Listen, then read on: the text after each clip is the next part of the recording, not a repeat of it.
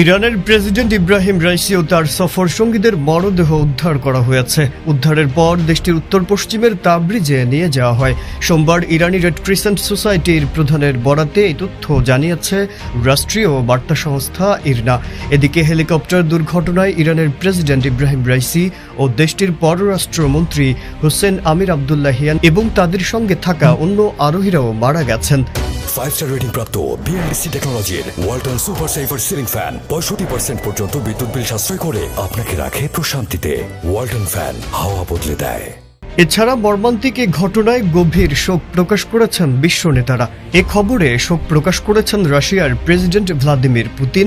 এছাড়া তুরস্কের president Recep Tayyip Erdogan, ভারতের প্রধানমন্ত্রী নরেন্দ্র মোদী সহ পাকিস্তানের প্রধানমন্ত্রী শেহবাজ শরীফও গভীর শোক প্রকাশ করেন।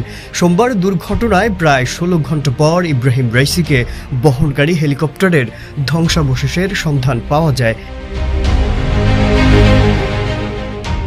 এরপর দেশটির বিভিন্ন বার্তা সংস্থার খবরে বলা হয়, প্রেসিডেন্ট রাইসি, পররাষ্ট্রমন্ত্রী হোসেন আমির আবদুল্লাহিয়ান ও পূর্ব আজারবাইজানের গভর্নর মালিক রহমতি কেউই আর বেঁচে নেই। তার আগে ইরানি রেড ক্রিসেন্ট বলেছে, দুর্ঘটনাস্থলে গিয়ে হেলিকপ্টারটি যাত্রীদের জীবিত থাকার কোনো চিহ্ন খুঁজে পাননি। ফলে ইরানের প্রেসিডেন্ট রাইসি ও সফর সঙ্গীরা মারা গেছেন বলেই ধারণা ছিল তাদের, এবং এ ধারণাই পরবর্তীতে সত্য হয়েছে। ইরানের গণমাধ্যমের খবরে বলা হয়েছে, ওই হেলিকপ্টারে রাইসি ছাড়াও দেশটির পররাষ্ট্রমন্ত্রী হোসেন আমির আবদুল্লাহিয়ান, পূর্ব আজারবাইজানের গভর্নর মালিক রহমতি এবং এই প্রদেশে ইরানের সর্বোচ্চ নেতার মুখপাত্র আয়াতুল্লাহ মুহাম্মদ আলী আলে হাশেম ছিলেন। ড্রোন ফুটেজে উঠে এলো রাইসির হেলিকপ্টারের করুণ পরিণতির দৃশ্য। এর আগে গতকাল রোববার দেশটির পূর্ব আজারবাইজান প্রদেশের জোলফা এলাকার কাছে দুর্ঘটনার কবলে পড়ে হেলিকপ্টারটি। বলা হচ্ছে, আজারবাইজানে একটি জলাধার প্রকল্প উদ্বোধনের পর পূর্ব আজারবাইজান প্রদেশের রাজধানী তাবরিজে যাচ্ছিলেন তারা। ইরানের সংবাদ মাধ্যম তাসনিম নিউজে বলা হয়েছে, হেলিকপ্টারটি দুর্ঘটনার কবলে পড়ার খবর জানা গেছে সেটি থেকে আসা একটি জরুরি ফোন কলে।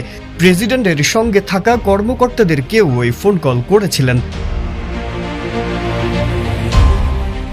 দুর্ঘটনার পরপরই প্রেসিডেন্ট ও তার সঙ্গীদের উদ্ধারে অংশ নেয় 40টি দল। উদ্ধারকারী দল এসেছে তুরস্ক ও রাশিয়া থেকেও। তবে দুর্ঘটনাস্থলে ভারী বৃষ্টিপাত ও ঘন কুয়াশার কারণে উদ্ধার কাজ ব্যাহত হয়। এছাড়া এই অঞ্চলটি পাহাড় পর্বতে ভরপুর হওয়ায় দীর্ঘ 16 ঘণ্টার অভিযান শেষে রাইসির হেলিকপ্টারের খোঁজ পান উদ্ধার কর্মকর্তারা। মাজহারুল আলম, ইত্তেফাক।